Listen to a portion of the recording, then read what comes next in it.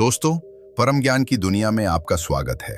गांव की सुबह हमेशा की तरह ही शुरू हुई थी, लेकिन उस दिन हवा में कुछ अनकहा सा तैर रहा था। सूरज अभी पूरी तरह निकला नहीं था, फिर भी मिट्टी की गंध तेज थी, जैसे जमीन खुद किसी बड़े बदलाव के लिए तैयार खड़ी हो। सीता कुएं से पानी भर कर लौट रही थी। उसके हाथों की नसें उभरी हुई थीं, आंखों में नींद नहीं थी और चेहरे पर वह सख्ती थी जो बहुत कम उम्र में जिम्मेदारियां उठाने से आ जाती है।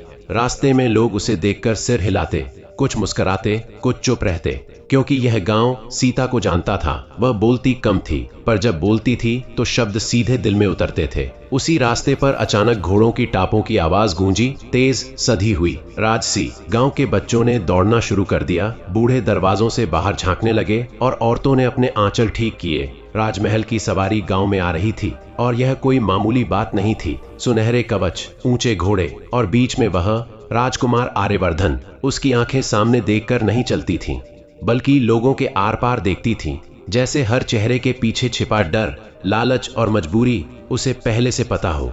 उसके चेहरे पर वह मुस्कान थी जो भरोसा भी दिलाती थी और बेचैन भी करती थी। वह जानता था कि कब सिर झुकाना है और कब तलवार दिखानी है, और यही उसकी सबसे बड़ी ताकत थी। गांव के मुखिया ने आगे बढ़कर स्वागत किया, हाथ जोड़कर झुका, लेकिन राजकुमार की नजर अचानक भीड़ के पीछे खड़ी सीता पर टिक गई। वह न डरी न झुकी, बस शांत खड़ी रही। यही बात उसे अलग बना रही थी। राजकुमार ने हल्की सी भौं उठाई, जैसे कोई दिलचस्प चाल सामने आ गई हो। सीता ने पहली बार किसी शाही आदमी को इतने पास से देखा था, लेकिन उसके मन में न उत्साह था न डर। उसे बस यह अजीब लगा कि कोई आदमी इतनी चमक के बीच खड़ा होकर भी भीतर से इतना ठंडा कैसे हो सकता है। राजकुमार गांव की जमीन, पानी और कर की बातें कर रहा था, लेकिन उसकी नजर बार बार सीता की तरफ जा रही थी। वह यह समझ गया था कि यह लड़की बाकी गांव से अलग है, और राजनीति में सबसे खतरनाक वही होते हैं जो अलग सोचते हैं। उसने मुखिया से सवाल किया, यह लड़की कौन है? मुखिया हड़बड़ा गया, बोला, महाराज, साधारण किसान की बेटी है। राजकुमार मुस्कुराया। साधारण शब्द उसे हमेशा पसंद आता था, क्योंकि वही सबसे असाधारण मोहरे छुपाए रखता है। गांव की सभा के बाद राजकुमार ने ऐलान किया कि अगले महीने महल में बड़ा आयोजन होगा और गांव से कुछ चुने हुए लोगों को बुलाया जाएगा। यह सुनते ही गांव में हलचल मच गई। किसी के लिए यह अवसर था, किसी के लिए डर। सीता चुपचाप घर लौटी, लेकिन उसका मन बार बार उसी मुस्कान पर अटक जा रहा था। उसे लग रहा था जैसे वह आदमी उसे देख नहीं रहा था, बल्कि तौल रहा था, जैसे कोई व्यापारी सामान देखता है। उसी रात सीता की मां ने उससे कहा, राजमहल की नजर पड़ जाए तो या तो किस्मत बदलती है या मिट जाती है। सीता ने जवाब नहीं दिया, लेकिन भीतर कहीं यह तय कर लिया कि वह किसी की चाल का हिस्सा नहीं बनेगी, चाहे सामने कोई भी हो। राजमहल में उसी रात राजकुमार अपने मंत्रियों के साथ बैठा था। नक्शे खुले थे, सीमाएं चिन्हित थीं और हर गांव एक संख्या था। लेकिन उस दिन पहली बार एक चेहरा नक्शे से बाहर आ गया था। आर्यवर्धन ने कहा, उस लड़की पर नजर रखो। मंत्री चौंके। महाराज, वह तो साधारण है। राजकुमार हंसा, धीमी ठंडी हंसी। साधारण लोग ही सबसे बड़े विद्रोह की जड़ बनते हैं। वह जानता था कि आने वाले समय में उसे गांव की जमीन चाहिए, लोगों का समर्थन चाहिए, और उसके लिए एक चेहरा चाहिए जो जनता का हो, लेकिन उसकी उंगलियों पर नाचे। और उसे लग रहा था कि वह चेहरा उसे मिल गया है। कुछ दिन बीते। गांव में राजमहल के सिपाही आने जाने लगे। सीता से सवाल पूछे गए, जमीन, फसल, लोगों की सोच। वह हर बार सीधा जवाब देती, न ज्यादा न कम। धीरे धीरे गांव के लोग उसके पास आने लगे। तू बोल सकती है, तू समझती है। सीता को समझ आ रहा था कि उसके चारों ओर एक घेरा बन रहा है, ऐसा घेरा जो दिखता नहीं लेकिन कसता जरूर है। एक शाम उसे राजमहल से बुलावा आया। कागज पर नाम था सीता। न कोई कारण, न कोई सफाई। मां ने रोते हुए कहा, मत जा। सीता ने पहली बार कहा, अगर नहीं गई तो भी वो मुझे छोड़ेंगे नहीं। राजमहल की पहली रात सीता के लिए सपने जैसी नहीं थी। वह डरावनी थी। ऊंची दीवारें, लंबे गलियारे और हर मोड़ पर पहरेदार। राजकुमार ने उसे अकेले में मिलने बुलाया। उसने कहा, तुम्हें पता है मैंने तुम्हें क्यों बुलाया? सीता ने सीधा देखा और कहा, क्योंकि आपको लगता है मैं आपके काम आ सकती हूँ। उस पल पहली बार आर्यवर्धन की मुस्कान रुकी। उसे यह जवाब उम्मीद नहीं था। कुछ पल की खामोशी के बाद वो बोला, शायद तुम मुझसे ज्यादा समझदार हो। सीता ने मन ही मन तय किया, अगर यह खेल है तो वह सिर्फ मोहरा नहीं बनेगी। रात के आखिरी पहर सीता खिड़की से बाहर देख रही थी। महल की रोशनियां नीचे जगमगा रही थीं और कहीं दूर उसका गांव अंधेरे में डूबा था। उसे एहसास हो गया था कि एक बार यह दरवाजा पार करने के बाद वापस वही इंसान बनकर लौटना नामुमकिन होता है। उसी समय महल के दूसरे सिरे पर राजकुमार भी जाग रहा था। उसके सामने जीत की तस्वीर साफ थी, लेकिन पहली बार उस तस्वीर में एक धुंधला सा डर भी था, क्योंकि उसे समझ आ गया था कि जिस लड़की को वह इस्तेमाल करना चाहता है वही उसकी सबसे बड़ी चुनौती बन सकती है। और यहीं से शुरू हो चुका था वह खेल, जिसमें हार सिर्फ सत्ता की नहीं, आत्मा की भी होनी थी।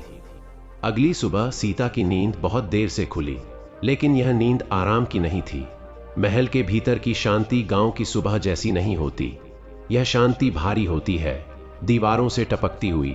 वह जैसे ही आंगन में निकली, उसे एहसास हुआ कि यहाँ हर कदम देखा जाता है, हर सांस गिनी जाती है। दासियां उसे आदर से देख रही थीं, लेकिन उनकी आंखों में सवाल थे। कौन है यह लड़की जिसे सीधे महाराज ने बुलवाया है? उसी समय एक सिपाही आया और बोला कि महाराज उसे फिर से देखना चाहते हैं। सीता समझ गई कि यह कोई औपचारिक मुलाकात नहीं होगी। राजकुमार उसे उस कक्ष में ले गया जहां दीवारों पर युद्धों की तस्वीरें थीं। हर तस्वीर में जीत थी, लेकिन किसी की पीड़ा नहीं। आर्यवर्धन ने बिना घूमे कहा, तुम्हें डर नहीं लगता? सीता ने जवाब दिया, डर लगता है, लेकिन उससे ज्यादा यह डर कि मैं चुप रह गई तो क्या बनूंगी। उस पल राजकुमार को पहली बार एहसास हुआ कि यह लड़की सिर्फ सवालों के जवाब नहीं देती, सवाल खुद बन जाती है। आर्यवर्धन ने उसे अपने पास बैठने का इशारा किया और धीरे धीरे गांव की बातें छेड़ दी। फसलें, पानी की कमी, लोगों की नाराजगी। सीता हर बात सुनती रही, लेकिन जब उसने देखा कि सवाल उसे एक दिशा में धकेल रहे हैं तो वह बोल पड़ी, आप यह सब मुझसे इसलिए पूछ रहे हैं क्योंकि आप चाहते हैं कि मैं आपके लिए बोलूं। कमरे में कुछ पल के लिए हवा थम गई। राजकुमार ने उसकी ओर देखा। अब उसकी आंखों में मुस्कान नहीं, जांच थी। उसने कहा, अगर मैं कहूं कि तुम्हारा गांव संकट में है और सिर्फ तुम उसे बचा सकती हो। सीता ने बिना रुके जवाब दिया, तो मैं पूछूंगी कि उस बचाव की कीमत क्या है। पहली बार आर्यवर्धन को लगा कि यह सौदा आसान नहीं होगा। उसने आधा सच कहा कि पड़ोसी राज्य से टकराव आने वाला है और उसे जनता का समर्थन चाहिए, लेकिन पूरा सच उसने नहीं कहा कि वह गांव की जमीन युद्ध के लिए इस्तेमाल करना चाहता है। गांव में उधर माहौल बदलने लगा था। सिपाहियों की संख्या बढ़ गई, कर की बातें फिर से उठने लगीं और लोग सीता के नाम पर फुसफुसाने लगे। कुछ कहते, वह महल में है, हमारे लिए बोलेगी। कुछ कहते, वह बिक गई। सीता तक यह बातें पहुंच रही थीं और हर शब्द उसके भीतर कहीं चुभ रहा था। उसने राजकुमार से साफ कहा कि वह बिना गांव वालों से मिले कोई बात नहीं रखेगी। आर्यवर्धन ने अनुमति दे दी, लेकिन यह जानते हुए कि हर मुलाकात उसके लिए एक चाल भी हो सकती है। जब सीता गांव पहुंची तो लोगों ने उसे घेर लिया। आंखों में उम्मीद, गुस्सा और डर सब कुछ था। उसने वही कहा जो वह सच में जानती थी, कि महल कुछ छुपा रहा है। उस दिन पहली बार गांव ने सीता को सिर्फ अपनी बेटी नहीं, अपनी आवाज माना। राजमहल लौटने पर आर्यवर्धन को यह बात नागवार गुजरी कि सीता उसकी स्क्रिप्ट से बाहर बोल रही है।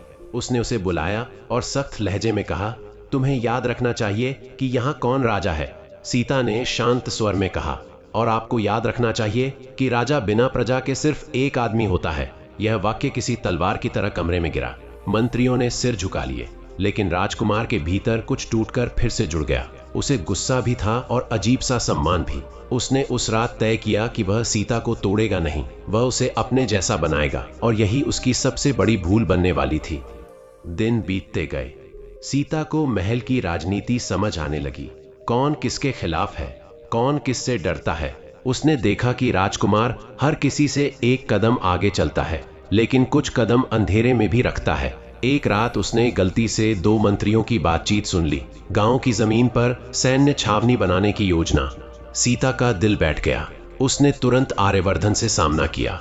राजकुमार ने पहले टालने की कोशिश की, फिर कहा, यह राज्य के लिए जरूरी है। सीता ने पहली बार ऊंची आवाज में कहा, राज्य के नाम पर आप लोगों की जड़ें उखाड़ रहे हैं। उस रात दोनों के बीच जो दरार पड़ी वह दिखी नहीं, लेकिन महसूस जरूर हुई। सीता ने चुपचाप अपनी चाल चलनी शुरू कर दी। उसने गांव और महल के बीच संदेश पहुंचाने शुरू किए, बिना किसी को भनक लगे। वह जानती थी कि सीधे टकराव में वह हार जाएगी, इसलिए उसने भरोसे को हथियार बनाया। उधर आर्यवर्धन भी यह देख रहा था कि लड़की अब उसकी जानकारी से ज्यादा जानने लगी है। उसे शक हुआ, लेकिन सबूत नहीं था। इसी बीच पड़ोसी राज्य का दूत आया। युद्ध तय था। राजकुमार ने जनता के सामने सीता को खड़ा किया ताकि वह समर्थन मांगे। सीता मंच पर खड़ी हुई, भीड़ को देखा, और वह पल उसकी जिंदगी का सबसे भारी पल था, क्योंकि एक वाक्य उसे राजमहल का प्रिय बना सकता था और दूसरा उसे सब कुछ खोने पर मजबूर कर सकता था। उसने समर्थन मांगा, लेकिन अपने शब्दों में उसने कहा कि युद्ध जरूरी है या नहीं, यह जनता तय करेगी और उसकी कीमत भी वही चुकाएगी। भीड़ में हलचल मच गई। यह भाषण राजकुमार की योजना से आधा मेल खाता था, आधा नहीं। तालियां भी बजीं और सवाल भी उठे। उस रात आर्यवर्धन समझ गया कि सीता अब सिर्फ मोहरा नहीं रही, वह खेल की दिशा बदल सकती है। और सीता समझ गई कि अगर उसने अभी कदम पीछे खींचा तो आने वाली पीढ़ियां उसकी चुप्पी की कीमत चुकाएंगी। रात के आखिरी पहर महल फिर से जाग रहा था। एक तरफ राजकुमार खड़ा था, जिसकी सत्ता सुरक्षित थी लेकिन नियंत्रण फिसल रहा था। दूसरी तरफ सीता थी, जिसके पास कोई पद नहीं था, लेकिन उसके शब्द अब लोगों की जबान पर थे। दोनों अपने अपने कमरों में जागते हुए एक ही बात सोच रहे थे। यह लड़ाई अब सिर्फ चालाकी की नहीं रही, यह भरोसे और विश्वास की हो चुकी है। और जब यह टूटा तो जो बचेगा वह सिर्फ एक नहीं होगा। यहीं से वह रास्ता खुल रहा था जहां प्यार, धोखा और सत्ता एक दूसरे से टकराने वाले थे, और जिसकी पहली कीमत शायद गांव को चुकानी पड़े। अगले दिन महल में एक अजीब सी बेचैनी फैल गई थी। यह बेचैनी किसी युद्ध की घोषणा से नहीं, बल्कि फुसफुसाहटों से पैदा हुई थी। मंत्री एक दूसरे को देख रहे थे, दासियां धीमी आवाज में बातें कर रही थीं, और सिपाहियों की चाल में सख्ती बढ़ गई थी। सीता यह सब देख रही थी, समझ रही थी कि उसकी एक एक बात अब सिर्फ शब्द नहीं रही। उसे महल की गलियों में चलते हुए एहसास हुआ कि दीवारें भी सुनने लगी हैं। उसी दिन उसे पता चला कि गांव के कुछ लोगों को जबरदस्ती कर बढ़ाने के नोटिस भेजे गए हैं। यह वही बात थी जिससे वह डर रही थी। उसने तुरंत आर्यवर्धन से मिलने की कोशिश की, लेकिन इस बार दरवाजे आसानी से नहीं खुले। पहली बार उसे यह एहसास हुआ कि सत्ता जब डगमगाती है तो सबसे पहले संवाद बंद करती है। शाम को जब आर्यवर्धन ने उसे बुलाया तो उसके स्वर में पहले जैसी सहजता नहीं थी। उसने सीता से कहा कि राज्य के निर्णय भावनाओं से नहीं चलते। सीता ने जवाब दिया कि राज्य भावनाओं के बिना खड़ा ही नहीं रह सकता। बात बढ़ती चली गई। आर्यवर्धन ने पहली बार स्वीकार किया कि गांव की जमीन रणनीतिक रूप से जरूरी है, और अगर लोगों को हटाना पड़ा तो हटाया जाएगा। सीता ने धीरे से पूछा, और अगर वही लोग आपके खिलाफ खड़े हो गए तो? राजकुमार कुछ पल चुप रहा। यह चुप्पी ही उसका उत्तर थी। उस क्षण सीता को समझ आ गया कि अब वह सिर्फ बातचीत से कुछ नहीं बदल सकती। उसे खेल को उसी के मैदान में खेलना होगा। सीता ने अपनी अगली चाल बहुत सावधानी से चली। उसने महल के भीतर उन लोगों से बात करनी शुरू की जिन्हें कोई गिनता नहीं था। रसोइये, सिपाही, संदेशवाहक। उसने सवाल पूछे, सुना, और कभी कभी बस चुप रही। धीरे धीरे उसे समझ आने लगा कि कई लोग आर्यवर्धन से डरते हैं, लेकिन उससे नफरत नहीं करते। यह फर्क बहुत बड़ा था। उसने गांव तक संदेश भिजवाया कि लोग घबराए नहीं, लेकिन चुप भी न रहें। इस बीच गांव में पहली बार खुलकर बैठकें होने लगी। लोग सीता के नाम पर नहीं, अपने अधिकारों के नाम पर बोलने लगे। यह बदलाव धीरे आया, लेकिन गहरा था, और यही बदलाव सत्ता को सबसे ज्यादा डराता है। आर्यवर्धन यह सब देख रहा था। उसे पता चल गया था कि सीता अब सिर्फ उसकी योजना का हिस्सा नहीं रही, वह योजना को ही बदल रही थी। उसने अपने सबसे भरोसेमंद मंत्री को बुलाकर कहा कि अगर जरूरत पड़े तो सीता को महल से हटा दिया जाए। मंत्री ने पूछा, कैसे? राजकुमार ने कहा, ऐसे कि लोग समझें वह गलत थी। यह आदेश किसी तलवार से ज्यादा खतरनाक था। उसी रात महल में अफवाहें फैलने लगी कि सीता ने अपने गांव के लिए सौदा किया है, कि वह सत्ता की भूखी है। सीता ने यह सब सुना, लेकिन कुछ नहीं कहा। वह जानती थी कि सफाई देने वाला हमेशा कमजोर दिखता है। कुछ दिनों बाद गांव में तनाव फूट पड़ा। सिपाही जमीन नापने पहुंचे और लोगों ने पहली बार खुलकर विरोध किया। हालात बिगड़ने लगे। आर्यवर्धन ने सीता को बुलाकर कहा कि अब वह जनता के सामने जाकर शांति की अपील करे। सीता समझ गई कि यह एक जाल है। अगर वह बोलेगी और लोग शांत हुए तो जमीन चली जाएगी। अगर लोग नहीं माने तो दोष उसी पर आएगा। फिर भी वह गई। मंच पर खड़े होकर उसने लोगों से कहा कि हिंसा किसी का समाधान नहीं है, लेकिन अन्याय को चुपचाप सहना भी समाधान नहीं है। यह बात सुनकर भीड़ और बेचैन हो गई। यह भाषण सत्ता के लिए खतरनाक था, क्योंकि इसमें कोई सीधा आदेश नहीं था, सिर्फ सोचने की आजादी थी। उसी रात महल में एक बड़ा निर्णय लिया गया। सीता को अगले दिन राज्यसभा के सामने पेश किया जाना था, जहां उस पर आरोप लगाए जाने थे कि वह जनता को भड़का रही है। यह खबर सीता तक देर रात पहुंची। वह पूरी रात जागती रही। पहली बार उसे डर लगा, अपनी जान का नहीं, बल्कि उस भरोसे का जो लोगों ने उस पर किया था। उसे लगा कि अगर वह टूट गई तो सिर्फ वह नहीं टूटेगी, एक उम्मीद टूटेगी। उसी अंधेरी रात में उसने तय किया कि वह अब सिर्फ बचाव नहीं करेगी, वह सच सामने रखेगी, चाहे अंजाम कुछ भी हो। सभा के दिन महल खचाखच भरा था। मंत्री, दरबारी, सिपाही सब मौजूद थे। आर्यवर्धन सिंहासन पर बैठा था। उसका चेहरा शांत था, लेकिन आंखें बेचैन। सीता को बीच में खड़ा किया गया, पर पढ़े गए। जब उसे बोलने का मौका मिला तो उसने किसी का नाम नहीं लिया, किसी पर सीधा आरोप नहीं लगाया। उसने बस योजनाओं की बात की, नक्शों की और उन कागजों की जिन पर गांव की जमीन पहले ही चिन्हित की जा चुकी थी। दरबार में सन्नाटा छा गया।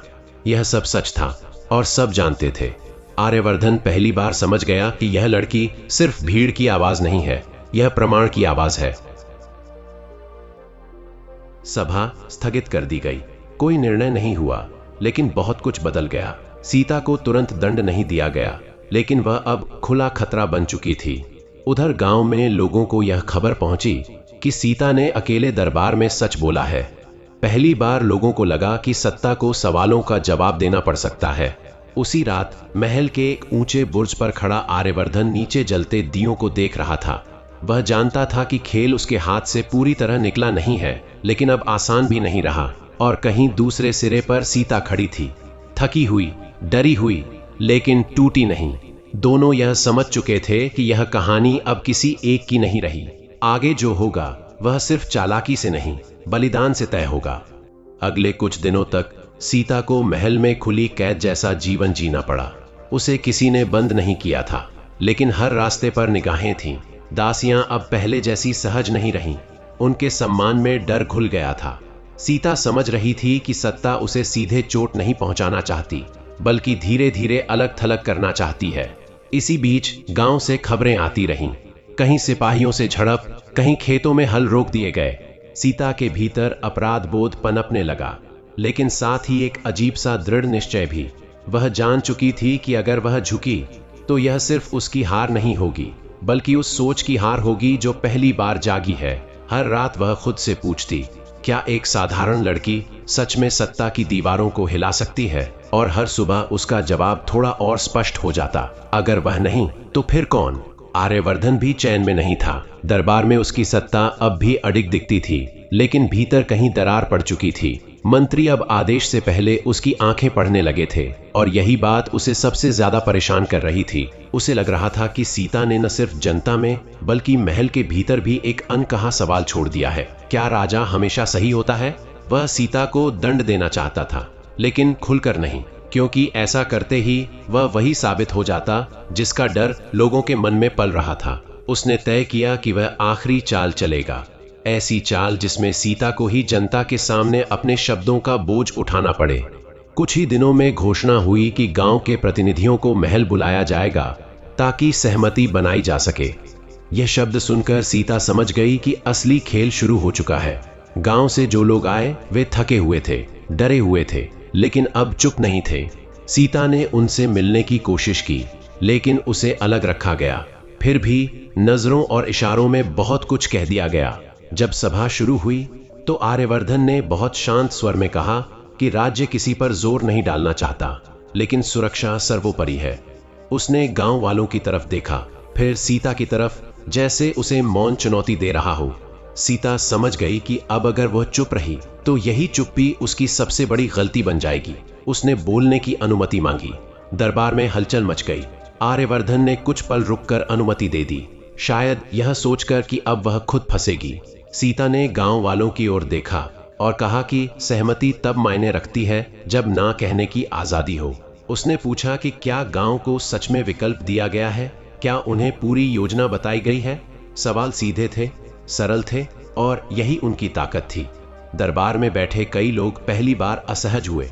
यह कोई विद्रोही भाषण नहीं था, यह आईना था, और आईने से सत्ता हमेशा डरती है।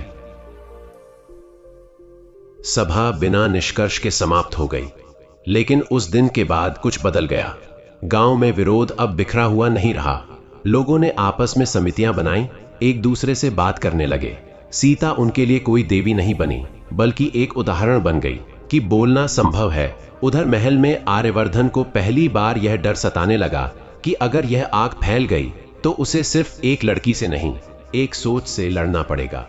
उसने अपने भीतर झांकने की कोशिश की और पाया कि कहीं न कहीं उसे सीता की सच्चाई से डर नहीं, बल्कि आकर्षण है। वह आकर्षण जो किसी भी चालाक आदमी को सबसे ज्यादा कमजोर करता है। तनाव अपने चरम पर पहुंच गया जब एक रात गांव में सिपाहियों और लोगों के बीच हिंसा भड़क उठी।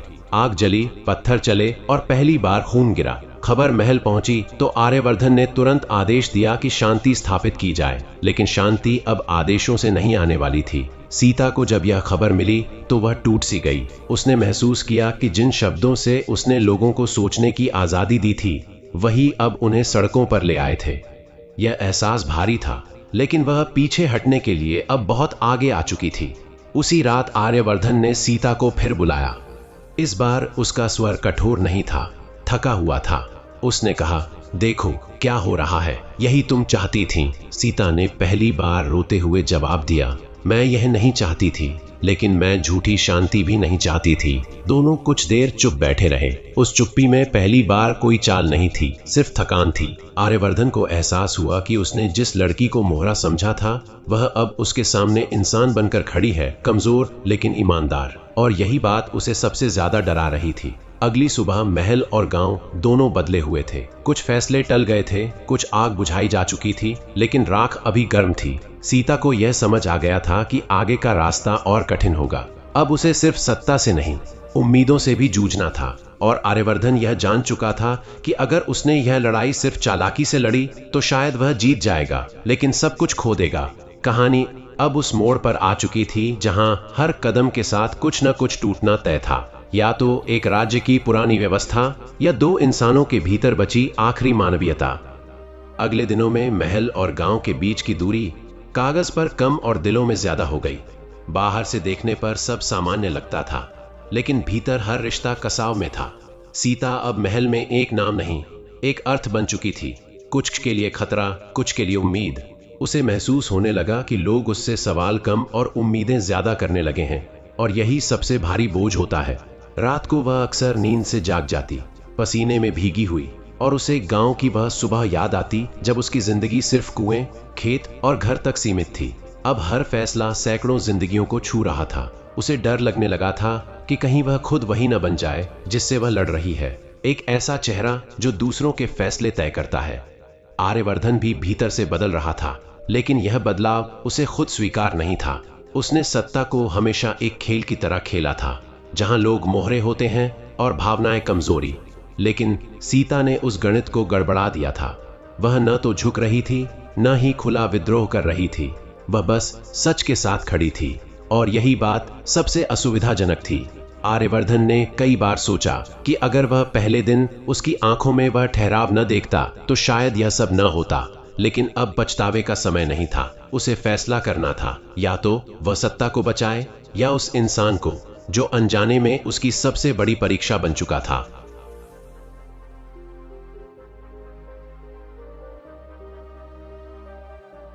इसी बीच पड़ोसी राज्य से युद्ध की तैयारियां तेज हो गईं। सीमाओं पर हलचल बढ़ी और महल में फिर से वही पुराना तर्क गूंजने लगा। सुरक्षा के नाम पर बलिदान। मंत्री फिर सक्रिय हो गए और वही योजनाएं मेज पर लौट आईं जिन्हें सीता ने उजागर किया था। फर्क सिर्फ इतना था कि अब सब जानते थे कि यह योजनाएं छुपी नहीं रह सकती। सीता को फिर से दरबार में बुलाया गया, इस बार सलाह के नाम पर। यह अपने आप में एक स्वीकारोक्ति थी। उसने देखा कि वही लोग जो कभी उसे चुप कराना चाहते थे, अब उसकी प्रतिक्रिया जानना चाहते थे। लेकिन सीता समझ चुकी थी कि सत्ता सलाह तभी मांगती है जब उसे रास्ता सूझ नहीं रहा होता। उसने दरबार में कहा कि युद्ध अगर अनिवार्य है तो उसकी कीमत ईमानदारी से बताई जाए। गांवों को विकल्प दिया जाए, मुआवजा नहीं, सम्मान दिया जाए। उसके शब्दों में कोई उग्रता नहीं थी, लेकिन एक दृढ़ता थी जिसने कई चेहरों को झुका दिया। आर्यवर्धन ने उसे सुना और पहली बार उसे लगा कि शायद यही वह रास्ता है जिससे राज्य बचेगा, भले ही उसकी पुरानी छवि न बचे। लेकिन मंत्री इस बदलाव के लिए तैयार नहीं थे। उन्हें डर था कि अगर एक लड़की की बात मानी गई तो कल हर कोई सवाल करेगा, और सत्ता सवालों से सबसे ज्यादा डरती है। गांव में हालात फिर बिगड़ने लगे, लेकिन इस बार लोग हिंसा की ओर नहीं भागे। उन्होंने बैठकों में फैसले लिए, प्रतिनिधि चुने और महल तक अपनी शर्तें पहुंचाईं। यह नया था, अप्रत्याशित था। सीता यह सब सुनकर चुपचाप बैठी रही, क्योंकि अब कहानी उससे आगे बढ़ चुकी थी। वह अब केंद्र नहीं थी, बस एक पुल थी, और यही उसकी सबसे बड़ी जीत थी। उसे एहसास हुआ कि अगर वह कल मर भी गई तो यह आवाज खत्म नहीं होगी। यह सोच उसे डराने के बजाय मजबूत कर रही थी। आर्यवर्धन के लिए यह पल निर्णायक था। एक तरफ उसका राज्य था, उसकी विरासत थी, और दूसरी तरफ वह रास्ता था जो उसे एक अलग राजा बना सकता था, शायद कम शक्तिशाली लेकिन ज्यादा न्यायपूर्ण। उसने उस रात अकेले बैठकर अपने पिता की याद की, जिन्होंने उसे सिखाया था कि राजा का दिल पत्थर का होना चाहिए। लेकिन उसने पहली बार सोचा कि शायद वही शिक्षा अधूरी थी। सुबह होते होते उसने कुछ ऐसे आदेश दिए जिन्होंने पूरे महल को चौंका दिया। जमीन अधिग्रहण रोक दिया गया और गांवों के साथ सीधी बातचीत का ऐलान किया गया। यह फैसला किसी जीत जैसा नहीं था। न महल में जश्न था, न गांव में उत्सव। सब कुछ एक अजीब सी आशंका में डूबा था, जैसे कोई पुरानी दीवार गिराई गई हो और सब इंतजार कर रहे हो कि मलबे के नीचे क्या निकलेगा। सीता को यह खबर मिली तो वह रोई नहीं, मुस्कुराई भी नहीं। उसने बस गहरी सांस ली। उसे पता था कि यह अंत नहीं है, बल्कि एक शुरुआत है, और शुरुआतें हमेशा सबसे कठिन होती हैं। उस शाम महल की छत पर खड़े होकर सीता और आर्यवर्धन ने एक साथ दूर तक फैले गांवों को देखा। दोनों के बीच बहुत कुछ अनकहा था, गलतियां, डर और एक अजीब सा सम्मान। कोई वादा नहीं किया गया, कोई भविष्य तय नहीं हुआ। बस इतना साफ था कि अब दोनों पुराने नहीं रह सकते। कहानी अब उस मोड़ पर पहुंच चुकी थी जहां सवाल यह नहीं था कि कौन जीतेगा, बल्कि यह था कि जीत का मतलब क्या होगा। और इस सवाल का जवाब अभी बहुत दूर था। अगले दिन से बातचीत का दौर शुरू हुआ, लेकिन वह बातचीत नहीं थी जैसी महल में सदियों से होती आई थी। अब शब्द लिखे नहीं जाते थे, तौले जाते थे। गांव के प्रतिनिधि जब महल पहुंचे तो उनके कदम कांप रहे थे, पर उनकी आंखें नहीं। उन्होंने पहली बार सिंहासन को ऊपर से नहीं, सामने से देखा। सीता चुपचाप एक कोने में बैठी रही, क्योंकि वह जानती थी कि अगर वह बोलेगी तो बात फिर उसी पर टिक जाएगी। वह चाहती थी कि लोग खुद बोलें, खुद अटकें, खुद रास्ता खोजें। आर्यवर्धन यह सब देख रहा था, कैसे सत्ता की भाषा बदल रही है, कैसे डर की जगह झिझक ने ले ली है। उसे लग रहा था कि वह किसी अजनबी राज्य का राजा बन गया है, जहां उसके आदेश नहीं, उसके फैसले पर भरोसा परखा जा रहा है। लेकिन हर बदलाव अपने साथ विरोध भी लाता है। महल के भीतर ही भीतर एक और खेल शुरू हो चुका था। कुछ मंत्री, कुछ सेनापति, वे लोग जिनकी ताकत पुराने ढांचे से आती थी, अब असहज थे। उन्हें डर था कि अगर यह रास्ता खुला रहा तो उनकी जमीन, उनका प्रभाव, उनकी पहचान सब सवालों के घेरे में आ जाएगी। उन्होंने धीरे धीरे कान भरने शुरू किए कि गांवों में यह शांति दिखावटी है, कि सीता अनजाने में लोगों को भड़का रही है, कि आर्यवर्धन कमजोर हो रहा है। यह शब्द सीधे नहीं बोले जाते थे, बल्कि चिंता बनकर रखे जाते थे, और चिंता अक्सर सबसे खतरनाक हथियार होती है। सीता को यह सब महसूस हो रहा था।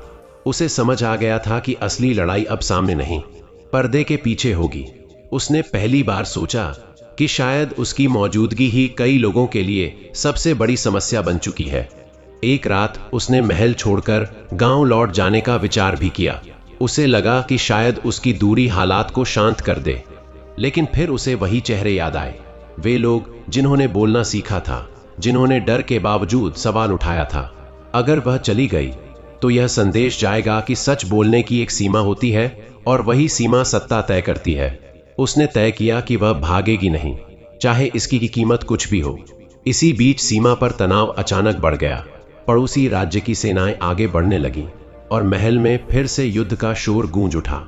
इस बार फर्क बस इतना था कि निर्णय जल्दी नहीं लिया जा सकता था।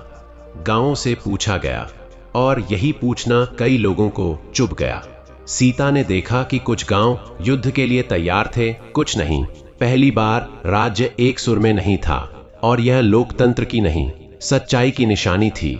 आर्यवर्धन इस बिखराव से घबराया हुआ था, लेकिन उसने खुद को रोका। उसे समझ आ गया था कि एकजुटता जबरदस्ती नहीं, भरोसे से आती है। एक शाम अचानक खबर फैली कि सीता पर हमला हो सकता है। यह अफवाह थी या साजिश, कोई नहीं जानता था। सुरक्षा बढ़ा दी गई, लेकिन सीता ने पहरा लेने से मना कर दिया। उसने कहा कि अगर डर के कारण वह किले में छुप गई तो उसने अब तक जो कहा सब झूठ हो जाएगा। यह बात आर्यवर्धन को भीतर तक हिला गई।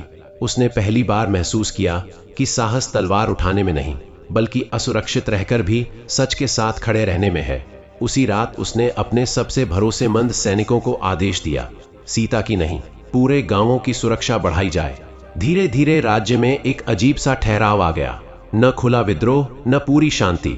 लोग इंतजार कर रहे थे, किसका नहीं, यह उन्हें खुद भी नहीं पता था। सीता को लगने लगा कि उम्मीद भी कभी कभी बोझ बन जाती है। लोग उससे रास्ता पूछते, जवाब पूछते, भविष्य पूछते, और उसके पास हर सवाल का जवाब नहीं था। उसने यह बात खुलकर कही कि वह कोई नेता नहीं, कोई मार्गदर्शक नहीं, बस एक आवाज है। यह स्वीकार करना उसके लिए भी कठिन था, लेकिन शायद यही जरूरी था।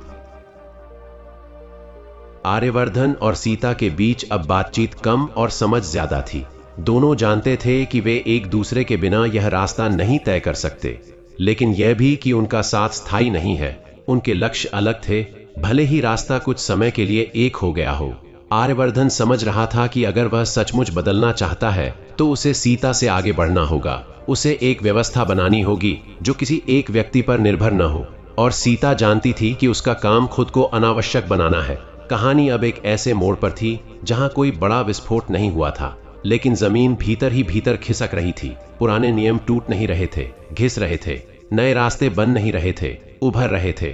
और इन सब के बीच सीता और आर्यवर्धन दोनों यह समझ चुके थे कि जो भी अंत होगा वह साफ नहीं होगा, न पूरी जीत न पूरी हार, बस एक बदलाव जिसकी कीमत आने वाले समय में हर किसी को चुकानी होगी।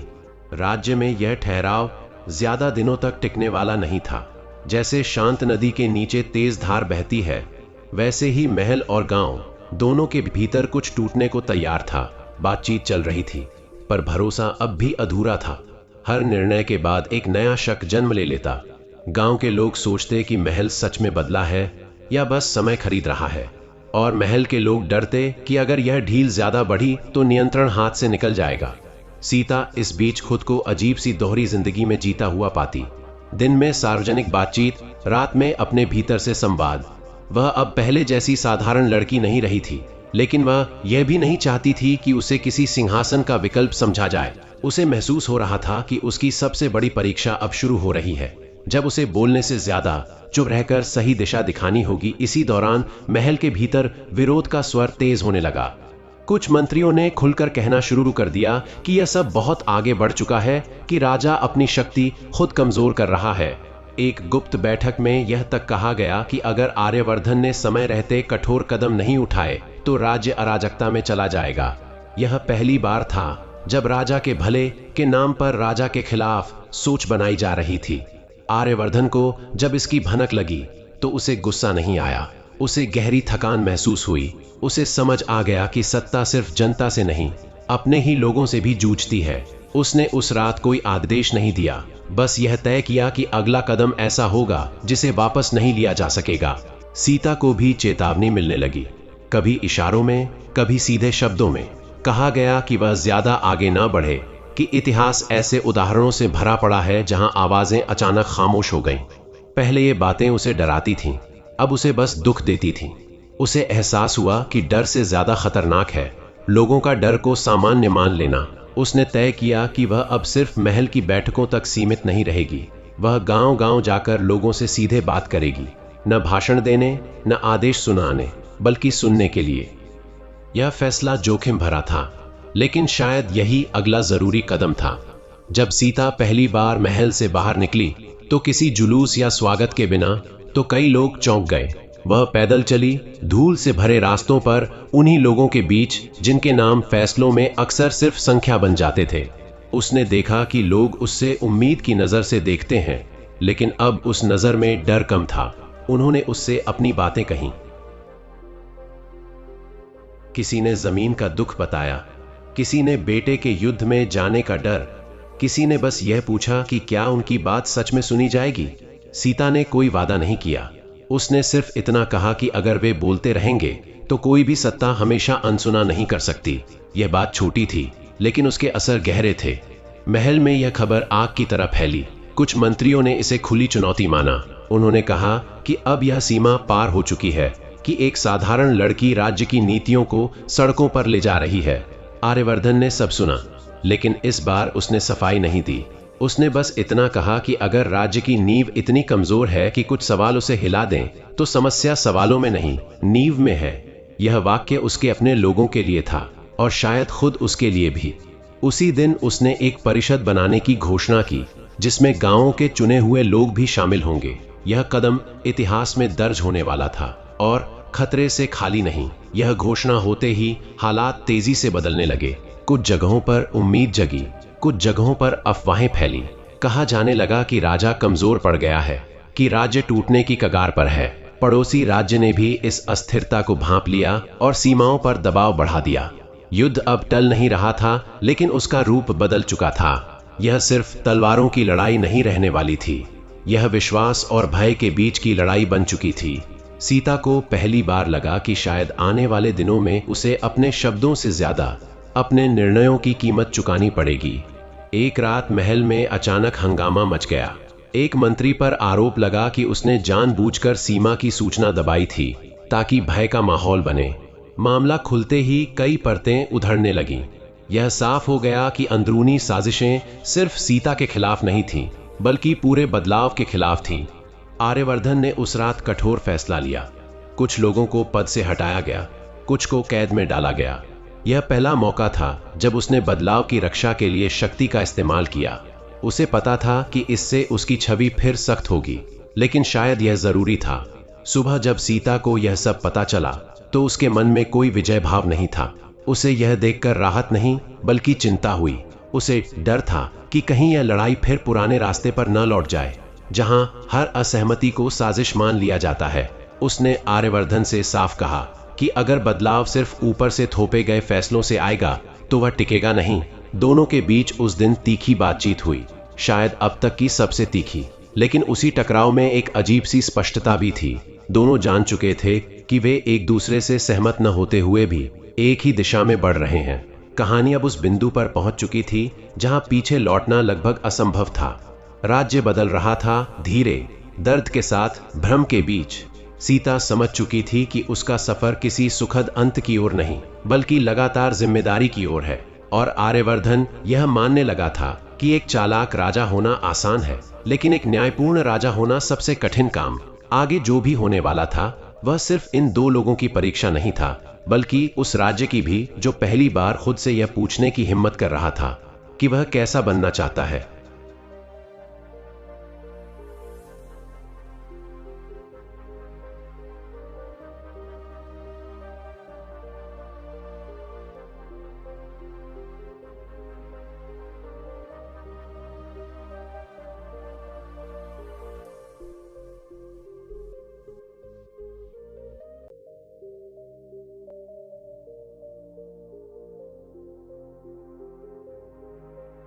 राज्य अब उस मोड़ पर आ चुका था जहां हर अगला कदम इतिहास बन सकता था। परिषद की पहली बैठक हुई तो माहौल भारी था। कोई ताली नहीं, कोई नारे नहीं, सिर्फ सावधानी। गांवों से आए प्रतिनिधि अपने शब्द चुन चुनकर बोल रहे थे, जैसे हर वाक्य के साथ जमीन हिल सकती हो। आर्यवर्धन ने पहली बार सिंहासन से नीचे आकर उसी स्तर पर बैठना चुना। यह प्रतीकात्मक था, लेकिन प्रतीक कभी कभी आदेशों से ज्यादा गहरे उतरते हैं। सीता चुप थी, पर उसकी चुप्पी अब खाली नहीं थी। उसमें बीते महीनों का अनुभव, डर और साहस जमा था। जब जमीन, कर और युद्ध पर बातें हुई तो टकराव हुआ, असहमति हुई, पर पहली बार यह सब दर्ज हो रहा था, दबाया नहीं जा रहा था। बैठक बिना पूर्ण समाधान के खत्म हुई, लेकिन सब समझ गए कि पुराने ढंग से अब कुछ तय नहीं होगा। इस बदलाव की कीमत तुरंत सामने आई। कुछ सामंतों ने कर देना रोक दिया, कुछ इलाकों में प्रशासन ढीला पड़ गया। यह वही अराजकता थी जिसकी चेतावनी दी जा रही थी। आर्यवर्धन के सामने सबसे कठिन परीक्षा आ खड़ी हुई। क्या वह सख्ती दिखाकर नियंत्रण लौटाए या इस अव्यवस्था को बदलाव का हिस्सा मानकर सहन करे? उसने बीच का रास्ता चुना। जहां हिंसा हुई वहां सेना गई, जहां असहमति थी वहां बातचीत। यह संतुलन आसान नहीं था और कई बार गलतियां हुई। सीता ने यह सब देखा और पहली बार खुलकर स्वीकार किया कि बदलाव साफ सुथरा नहीं होता। उसने गांव में जाकर कहा कि अगर वे अधिकार चाहते हैं तो जिम्मेदारी भी उठानी होगी। कुछ लोग नाराज हुए, कुछ ने उसकी बात समझी, लेकिन यही सच था, आजादी सिर्फ मांग नहीं, बोझ भी होती है। पड़ोसी राज्य ने इसी अस्थिरता का फायदा उठाने की कोशिश की। सीमाओं पर टकराव हुआ, पर इस बार युद्ध की घोषणा से पहले परिषद बुलाई गई। मतभेद खुले थे, कुछ लड़ना चाहते थे, कुछ समझौता। अंततः सीमित रक्षा और बातचीत का रास्ता चुना गया। यह फैसला कमजोरी समझा गया, लेकिन इससे जानें बची। सीता को पहली बार लगा कि शायद यह राज्य धीरे धीरे सीख रहा है, हर लड़ाई जीतने की नहीं, कुछ टालने की भी। आर्यवर्धन ने भी भीतर से स्वीकार किया कि राजा होना अब अकेले निर्णय लेने का नाम नहीं रहा। यह उसे डराता भी था और हल्का भी करता था। इसी दौरान सीता के लिए खतरे बढ़ते गए। अब वह सिर्फ महल की आंखों में नहीं, बल्कि कुछ कट्टर लोगों की नजरों में भी खटकने लगी थी। वे लोग जो बदलाव को अपमान समझते थे। एक रात उस पर हमला हुआ। कोई बड़ी साजिश नहीं, कोई नाटकीय दृश्य नहीं, बस अंधेरे में उठी एक खंजर जैसी मंशा।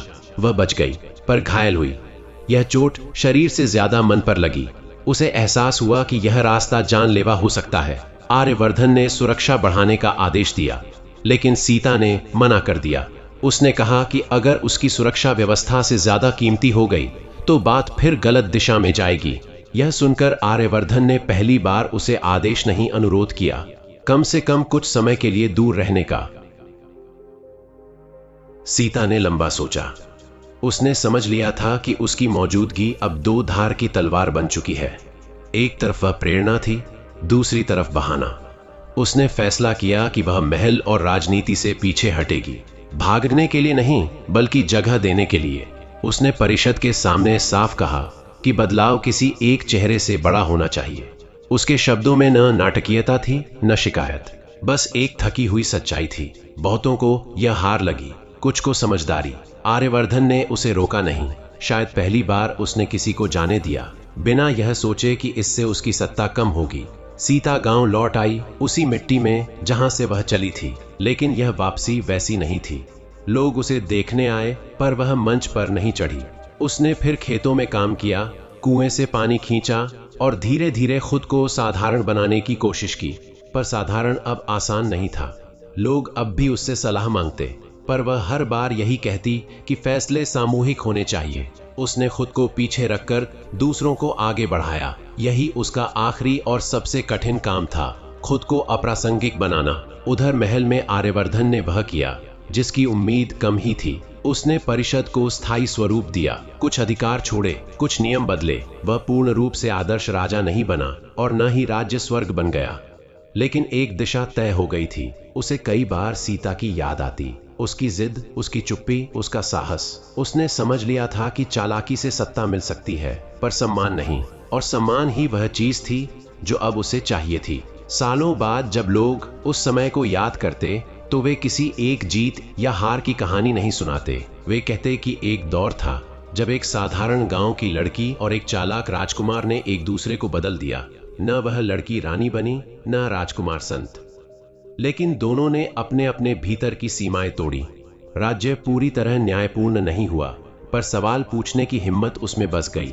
और शायद यही सबसे बड़ा अंत था कि कहानी किसी तख्त पर नहीं, लोगों के मन में जाकर ठहर गई। यही वह जगह थी जहां सत्ता खत्म होती है और समाज शुरू होता है।